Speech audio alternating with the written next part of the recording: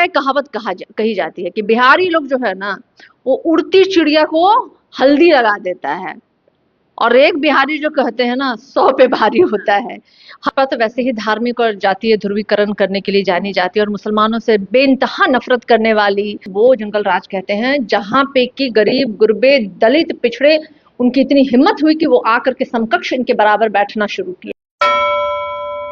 दोस्तों, आप देख रहे हैं कशिश की न्यूज़शाला।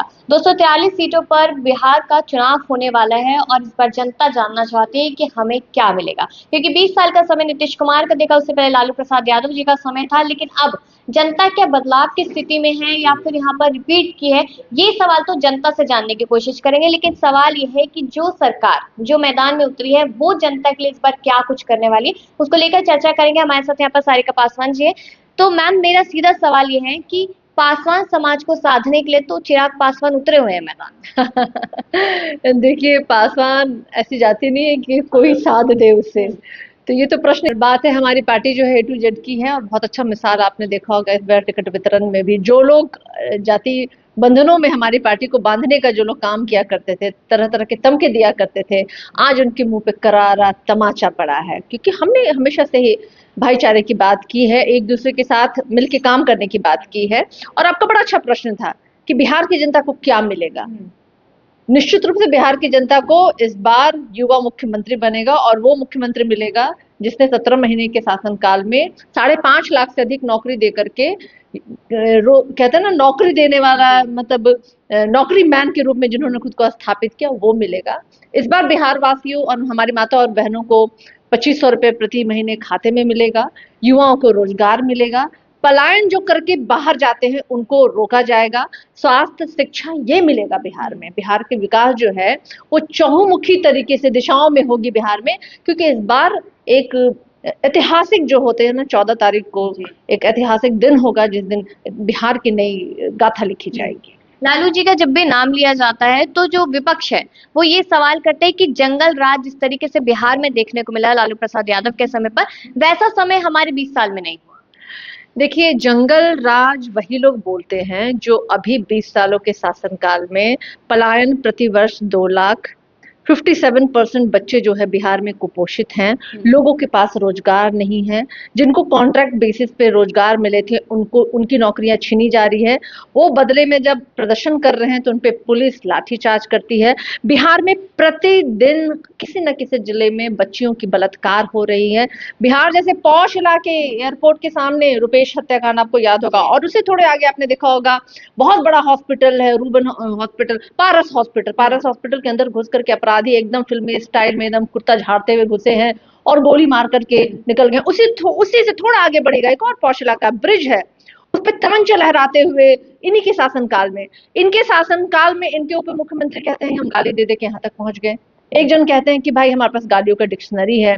इनके जीवेश मिश्रा जो कि नकली दवाइयां बेच करके पूरे देशवासियों का जान का सौदा कर रहे थे। इसके अलावा एक और इनके दिलीप जायसवाल हैं, जिनका कि आपने पता है कि मेडिकल कॉलेज जिन्होंने हथियारा, मतलब एक शराबबंदी के नाम पे 40,000 करोड़ का एक पैरेलल इकोनॉमिक इस 20 साल में चल रहा है, और ये दावा करते हैं कि वो शासनकाल सामाजिक न्याय की जो गाथा लिखी हमारे राष्ट्रीय अध्यक्ष लालू प्रसाद यादव जी ने, उस शासनकाल को वो जंगल राज कहते हैं, जहां पे कि गरीब गुरबे दलित पिछड़े उनकी इतनी हिम्मत हुई कि वो आकर के समकक्ष इनके बराबर बैठना शुरू किया, जो अपने अधिकारों की मांग करने लगे, जो अपने हक और हुकूक की लड़ाई लड़े, जो जाकर थाने में FIR दर्ज करते थे और थानेदार को लिखना पड़ता था क्योंकि पता था कि नहीं लिखेंगे तो लालू जी फोन कर देंगे।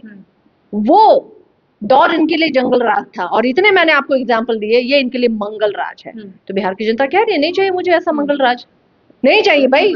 योगी आदित्यनाथ पहुंचते हैं, जनसभा करते हैं और उसमें वो कहते नजर आते हैं कि जो राहुल गांधी और तेजस्वी यादव है वो बुर्खा लाना चाहते हैं, वो बुर्के के पीछे रहकर मेहनतरान करना चाहते हैं। इस तरीके के तमाम इल्जाम आप लोगों पे लगाए जा रहे हैं। देखिए, भाजपा तो वैसे ही धार्मिक और जातीय ध्रुवीकरण करने के लिए जानी जाती है, और मुसलमानों से बेइंतहा नफरत करने वाली भाजपा RSS, इनके खून में जो कहते हैं ना वो नफरत का खूनी DNA इनका वही बहता ही वही है। और रही बात योगी जी, तो जिस प्रदेश से आते हैं उस प्रदेश में सबसे ज्यादा लॉ एंड ऑर्डर बिगड़ी हुई है योगी जी की, सच में। और भाजपा वाले हैं ही, लेकिन योगी जी के तो किसी भी भाषण में आप देखिएगा, जब तक मंदिर मस्जिद बुर्का मुस्लिम ना हो तब तक उनका कोई भाषण कंप्लीट नहीं हो पाता है। ये उनकी खासियत है। एक बहुत अचंभित और कैसा नायाब व्यक्ति है वो, साधु के भेष में। आजकल वैसे खैर आजकल जो देखने को आ रहा है, सारे जेलों में बंद जो साधु हैं वो पहले साधु ही थे, बाद में क्या कर्मकांड किया उन्होंने, तो आज कानून के जब उनके शिकंजे पहुंचे उनके तो वो जेल में गए। लेकिन देखिए योगी जी की हकीकत यही है कि वो साधुवादता को नहीं मानते हैं, वो भी धार्मिक ध्रुवीकरण करते हैं। अब हम बुर्खा लाना चाहते हैं कि हम पलायन रोकना चाहते हैं कि हम अच्छी स्वास्थ्य और शिक्षा सुविधा लाना चाहते हैं। आप 14 तारीख के बाद देख लीजिएगा योगी जी। फिलहाल तो आप अपने प्रदेश को देखिए कि आपने अपने प्रदेश को क्या दिया है। आपके प्रदेश में तो जो नरकी स्थिति बन गई है कि हर तरफ एक अजीब सा वातावरण है, हर तरफ लोग रो रहे हैं, चित्कार मची हुई है। तो कम से कम प्रदेश का अपना सोचिए आप। नीतीश और मोदी जी दोनों ही बात करें कि हमें विकसित बिहार करना है, महिला सशक्तिकरण की बात कर रहे हैं, वो 1 करोड़ रोजगार की बात कर रहे हैं। बिहार में क्या 20 सालों में वो नहीं दे पाए जो अब देंगे? एग्जैक्टली यही मैं पूछना चाह रही थी कि बात कर रहे हैं तो 20 साल में आप क्या कर रहे थे? मतलब 20 साल में इनसे पूछ लीजिए कि बात अगर कर रहे थे तो 20 साल में आप क्या कर रहे थे? देखिए बिहार की जनता समझ गई है कि 20 साल में इन्होंने ठगा है, छला है। 71,000 करोड़ का सीएजी की रिपोर्ट है घोटाले का। इंजीनियर के घर में आपने देखा 200 करोड़, 100 करोड़, 300 करोड़ ऐसे जलाना पड़ गया भाई नोटों को। एक तरफ कहाँ गरीबी, जो जहाँ के लोग कुपोषित हैं, लोगों के घर में 2 समय का खाना नहीं बन पा रहा, एक तरफ जहाँ इनके मंत्री अधिकारी। हमारा बिहार एक ऐसा प्रदेश है जहाँ रिटायर्ड ऑफिसर जो है ना, रिटायरमेंट के बाद भी सरकार में महत्वपूर्ण पदों पे हैं और रोजगार के लिए युवा जो है ना सड़कों पे लाठीचार्ज हो रहा है। तो ये कैसा प्रदेश आपने दिया? अब आप क्यों रोना रो रहे हैं? अब आपका ये विलाप जो है ना हम लोग नहीं सुनने वाले, जनता नहीं सुनने वाली है। जनता के विलाप को जो सरकार सुने, जो उनका समाधान करे, ऐसी सरकार चाहिए। वो संवेदनहीनता जो बिहार के लोगों ने देखा है 20 साल में, उस संवेदनहीनता से बिहार वासियों को छुटकारा चाहिए। लेकिन ये देखिए कि तेजस्वी यादव यहाँ पर तमाम चीजें कहते नजर आए। उन्होंने वादे किए, उन्होंने कहा कि वादा किया है तो वादा यह है कि पूरा किया जाएगा।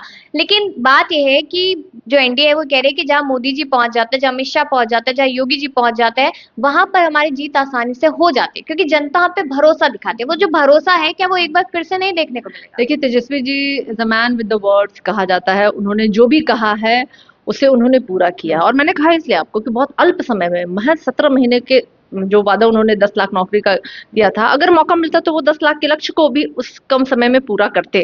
दुर्भाग्यवश नहीं मिला।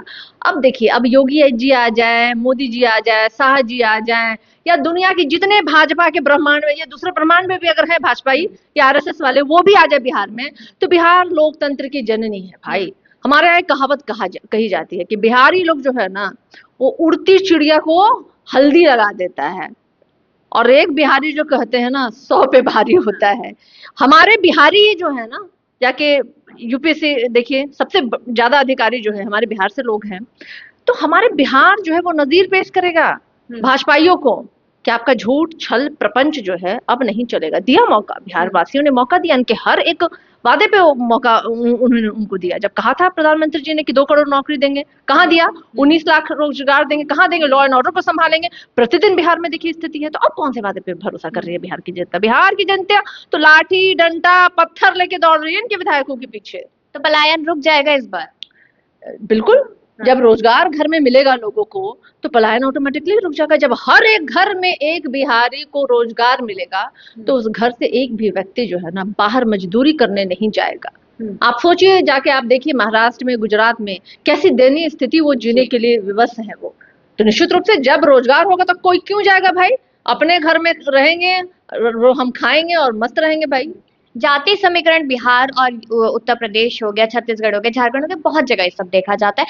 सवाल जनता जो है, जो जाति पूरा एक समुदाय होता है, वो पूछता है कि जैसे मैंने पासवान की शुरुआत में बात की कि पासवान समाज के लिए सरकार क्या करेगी या फिर कुर्मी समाज के लिए सरकार क्या करेगी, एक वो भी मुद्दा कहीं ना कहीं बिहार में देखने को मिला। देखिए मैं तो कहूंगी कि देखिए जाति अहम फैक्टर है, और मैं इसलिए इसको अहम फैक्टर कह रही हूँ कि दलित, पिछड़े, आदिवासी, अति पिछड़े जातियों के जो लोग हैं आज तक वो मुख्य धारा में नहीं आ पाए हैं। जो भारतीय जनता पार्टी कहती थी कि भाई हम तो, आप देख लीजिए टिकट वितरण में मोर देन 47% हैं जो अगड़ों को उन्होंने टिकट दिया है। पिछड़ों को तो उन्होंने रखा तक नहीं है। दलितों को महज 5 दिया है उन्होंने। तो कौन सा दल है जो जातिवाद को साधता है? हम तो भाई सौहार्द की बात करते हैं। हम तो कहते हैं कि आज भी वो तबका, वो जाति जो है आज मुख्य धारा में नहीं आ पाया है, उसे आने की जरूरत है, उसे लाने की जरूरत है। जाति आधारित गणना इसीलिए हुई थी कि जाति आधारित गणना के बाद एक सही डेटा जो है सरकार के पास हो, ताकि सरकार जो जन कल्याण योजनाएं लेके आए वो उनके घरों तक पहुंचाया जा सके। तो हमारा तो उद्देश्य यही है। और रही बात, वो जान रहे हैं कि वो जातिवाद नहीं करेंगे, धर्मवाद नहीं करेंगे, मंदिर मस्जिद नहीं करेंगे, तो कभी रोजगार पे और महिला सशक्तिकरण पे भारतीय जनता पार्टी या नीतीश जी बात नहीं कर सकते हैं। क्योंकि 20 साल का मौका जो है ना आपको दिया गया था, कौन सा आपने सशक्तिकरण किया और कौन सा आपने कल्याण किया, जरा आप बता दीजिए, जनता पूछेगी। एक आखिरी सवाल है कि एक स्टेटमेंट लगातार जारी होती है कि जिसकी जितनी आबादी उसकी उतनी हिस्सेदारी, क्या आरजेडी में उतनी हिस्सेदारी उस आबादी को मिलेगी जो इंतजार कर रही है? बिल्कुल, जब फाइनल आप टिकटों का वितरण हो जाएगा। वैसे तो हमारे नेता ने हमेशा से ही इस बात का ख्याल रखा है कि हमारे संगठन में हो या जो महिलाएं हो या पुरुष हो या अन्य जो भी जातियां हैं, उनके संख्या के अनुपात से उनको अधिकार मिले, सम्मान मिले। और मुझे लगता है कि आने वाले समय में आपको देखने को मिलेगा कि टिकट वितरण हो या फिर आगे भी जो भी है वो न्याय जो करने की जब बारी आएगी, निश्चित रूप से नेताजी हमारे सबों जातियों को उसी हिसाब से न्याय करेंगे। बहुत शुक्रिया। बहुत बहुत